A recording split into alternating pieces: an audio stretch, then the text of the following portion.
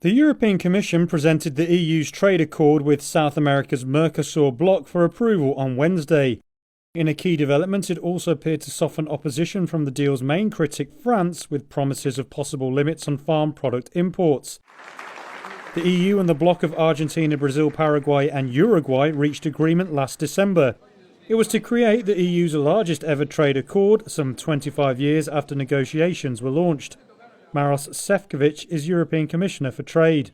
We are creating the world's largest free trade area, linking over 700 million consumers across 2 continents.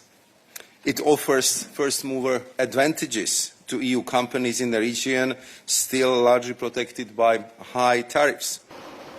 The agreement now needs consent in the EU.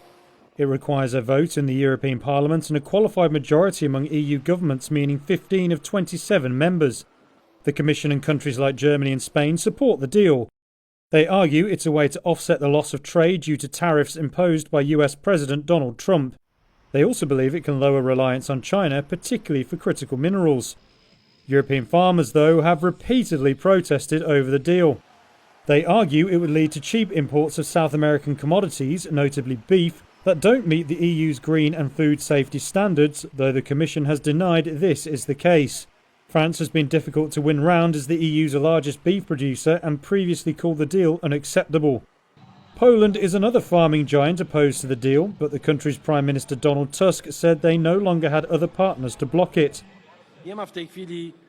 There's no one outside Poland who would want to block Mercosur at this point.